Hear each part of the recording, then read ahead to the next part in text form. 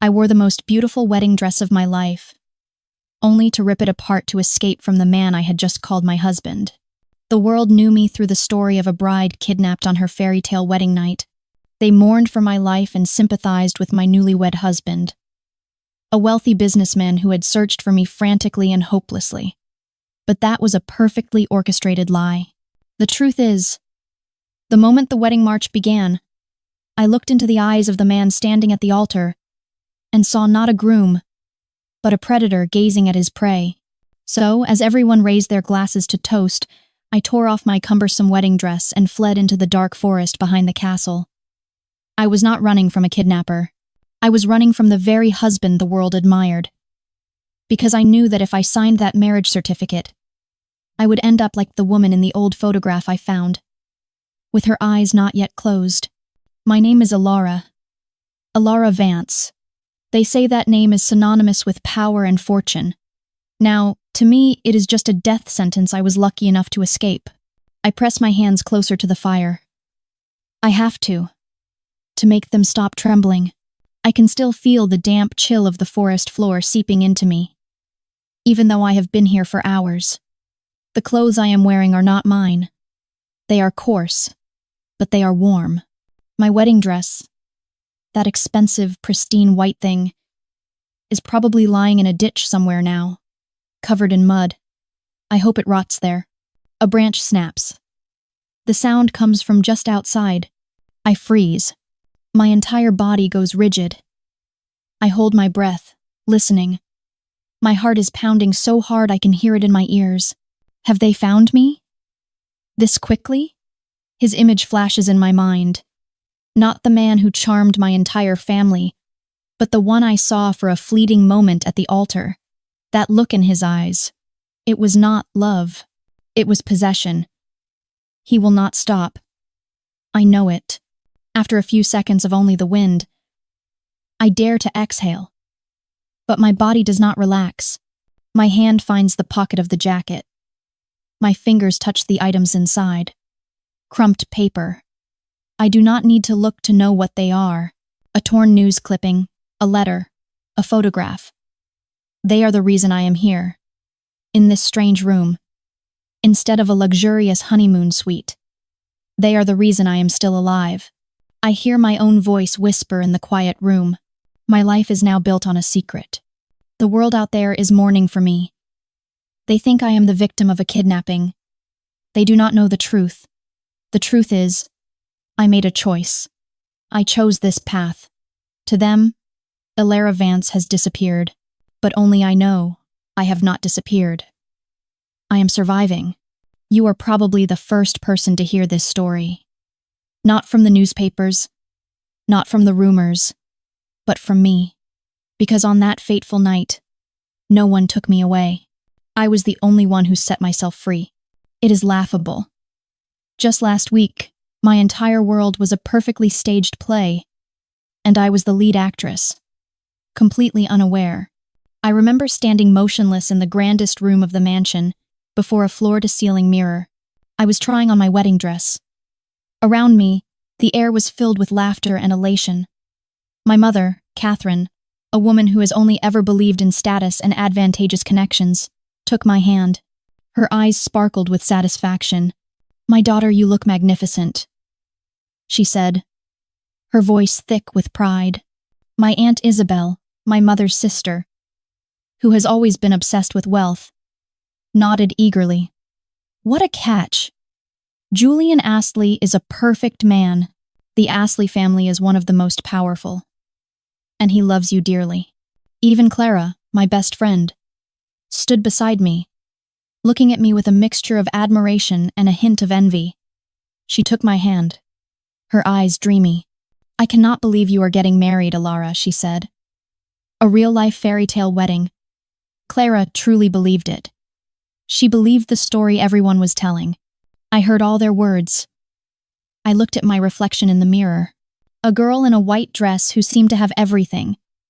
I could feel my facial muscles contracting to form a smile. I said thank you, my voice sounding foreign even to myself. But the smile did not reach my eyes. I could feel it. There was a heavy weight in my chest, a cold knot, a formless, reasonless anxiety. Everyone said I was lucky, but I just felt like I was being pushed forward by a powerful current I could not control. Just then, he walked in. Julian Astley. The noise in the room immediately subsided. Everyone's energy shifted towards him.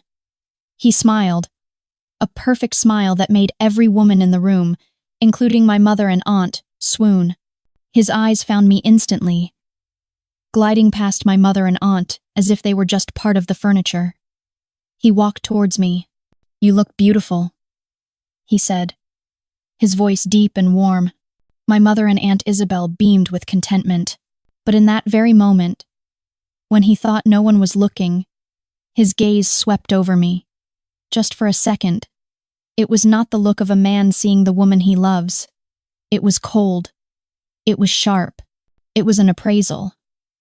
As if he was not looking at me, Alara, but at the Vance heiress, safely secured in her wedding dress.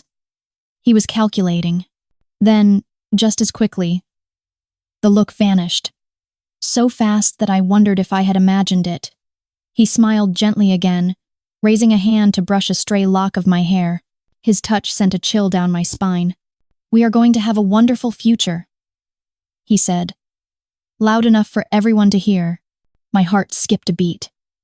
My mind scrambled for an explanation. I am just too stressed.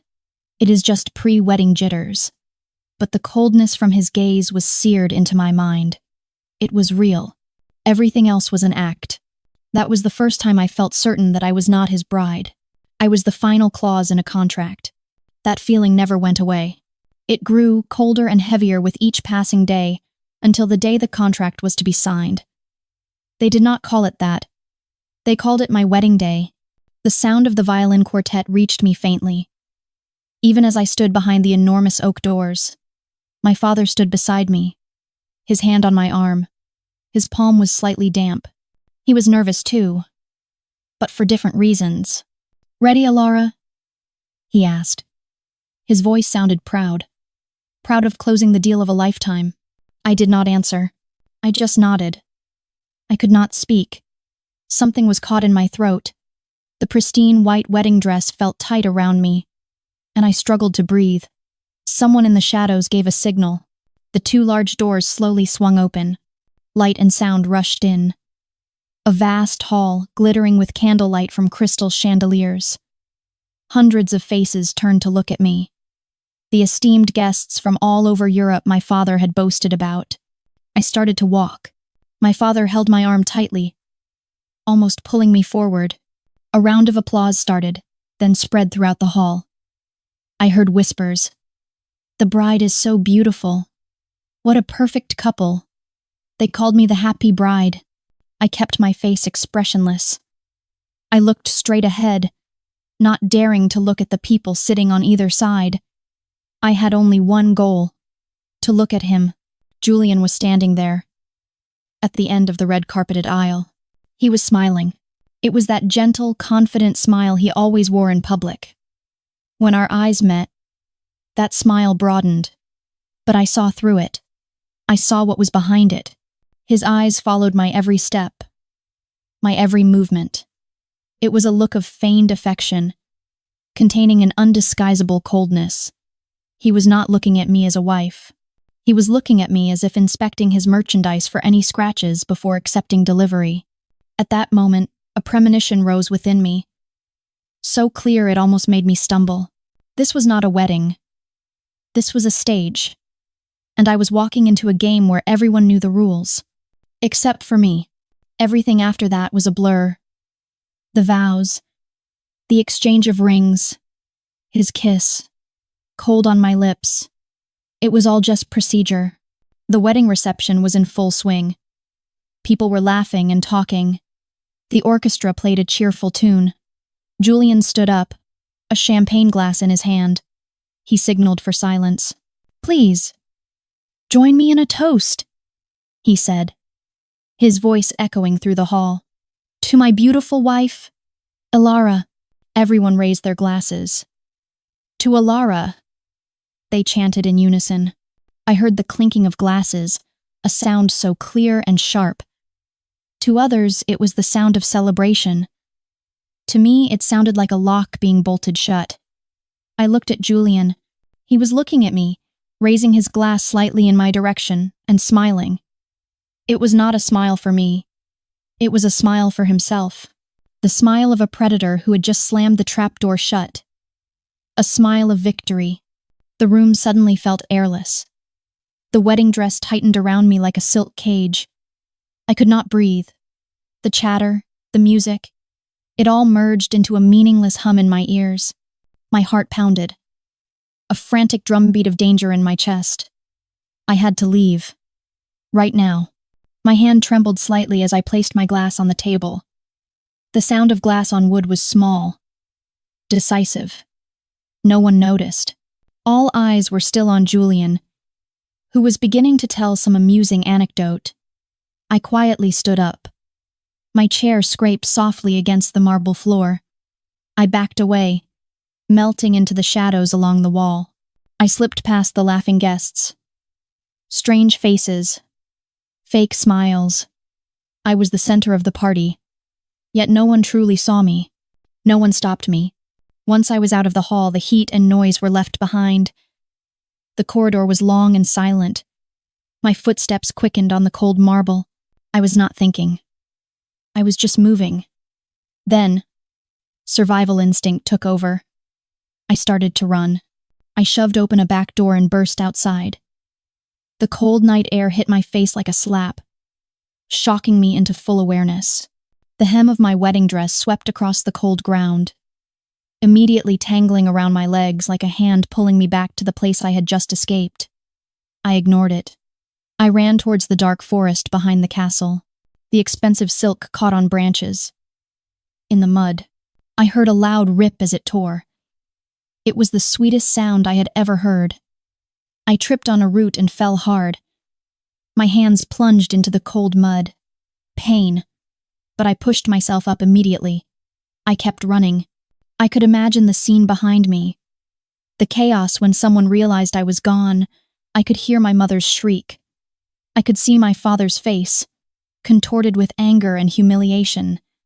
And Julian. He would play the part of the distraught husband perfectly. He would scream my name. Search for me frantically. The next morning, the papers would run the story. Bride kidnapped on wedding night. They would spin a tragic tale. They would turn me into a pitiful victim.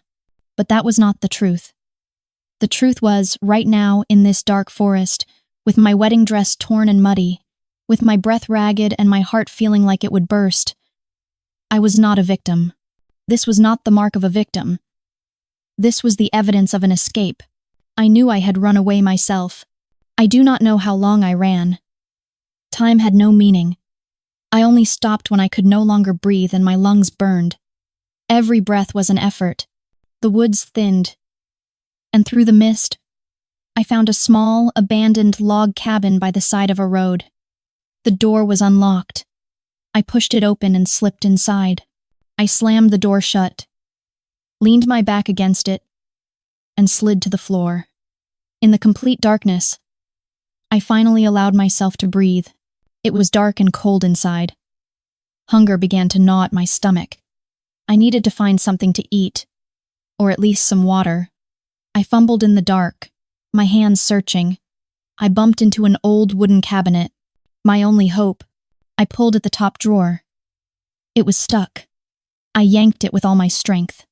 The drawer flew open with a screech. It was empty, save for dust.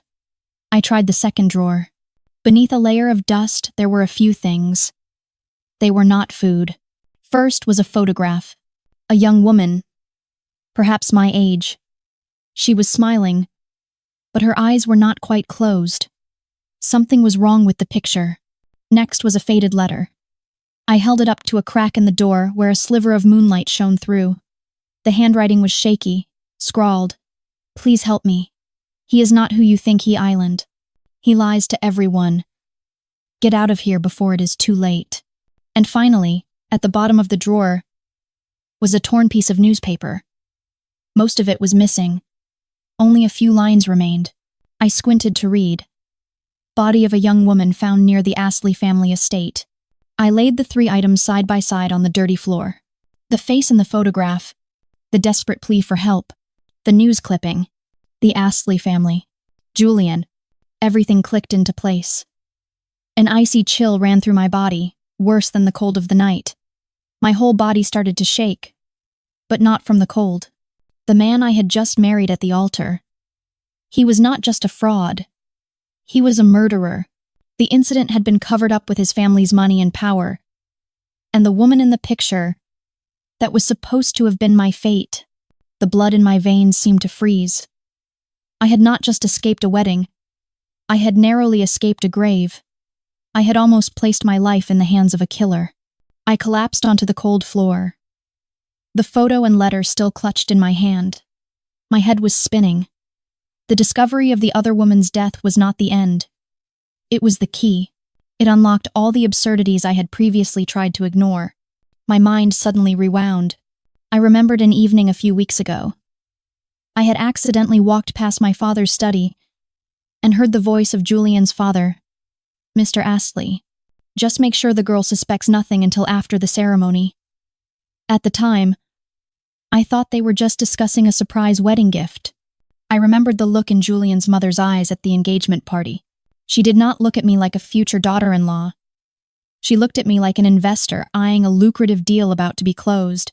And then, another memory flooded back, painfully clear. I was in the hallway of the Astley mansion. Right after we had set the wedding date, I heard Julian and his younger brother whispering in the next room. I had paid no mind. But now, every word echoed in my head. Once she officially signs, his brother had said, "It will all be ours." All of it. I let the items in my hand fall. They made a small noise as they hit the floor. I finally understood. This wedding was not about love. It had never been about love. It was a corporate takeover. The vast Vance fortune. That is what they wanted. The other murder. Perhaps that girl was part of some other plan that had failed, and I was the replacement plan. A better one. A legal marriage to seize everything. I was not a bride.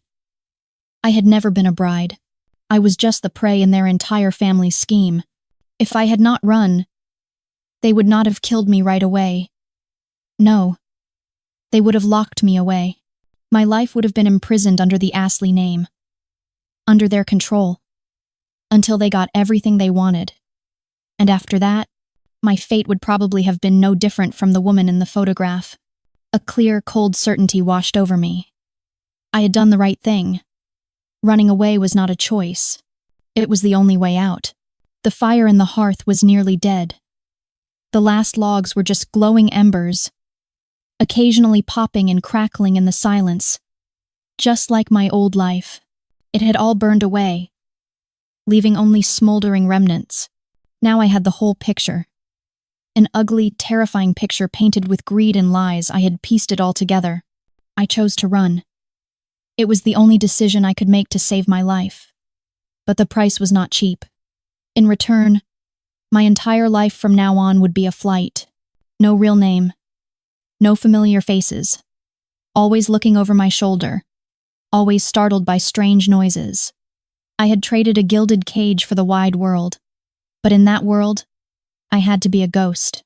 If I tried to tell the truth, who would believe a runaway bride against a powerful dynasty like the Astleys?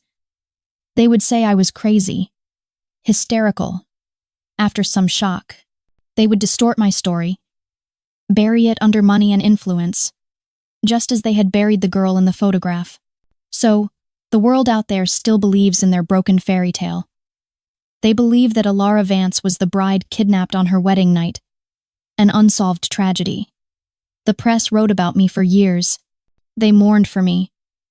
They sympathized with the husband I left behind. They do not know the truth. The truth is, I was not taken by anyone. I am not the victim in their story. I freed myself. Now my story is over. And its entire weight has been told. Honestly, put yourself in my place on that fateful night. On one side, luxury, fame, and a prearranged life, but beside a murderer.